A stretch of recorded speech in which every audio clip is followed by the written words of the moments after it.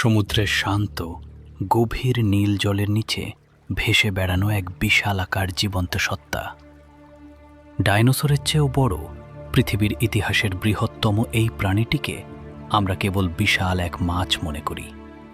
কিন্তু আধুনিক বিজ্ঞান যখন এই প্রাণীর মস্তিষ্ক আর হৃৎপিণ্ডের ভেতর অনুসন্ধান চালিয়েছে, তখন তারা স্তম্ভিত হয়ে গেছে।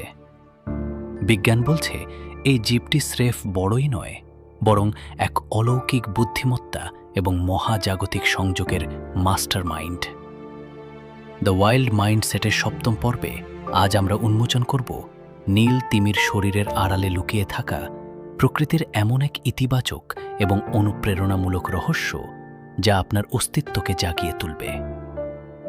মানুষের মস্তিষ্ক যেখানে মাত্র 1.5 কেজি, সেখানে একটি নীল তিমির মস্তিষ্ক প্রায় 10 কেজি, আর এদের হৃৎপিণ্ড একটি আস্ত গাড়ির সমান বড়।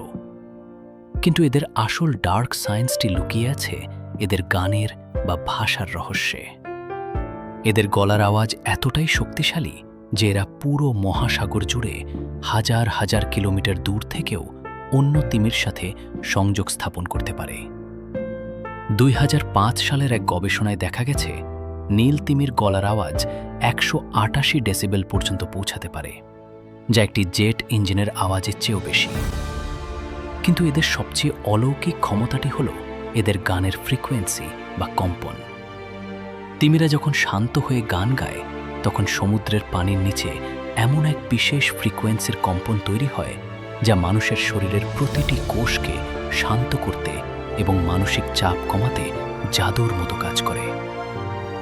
সাম্প্রতিক গবেষণায় প্রমাণিত হয়েছে তিমির গানের এই নির্দিষ্ট ফ্রিকোয়েন্সি মানুষের ও তিমির নিজের শরীরের ভাঙা হাড় জোড়া লাগাতে, পেশি পুনর্গঠন করতে এবং যে কোনো ক্ষত দ্রুত নিরাময় করতে এক সেলফ হিলিং মেশিন হিসেবে কাজ করে।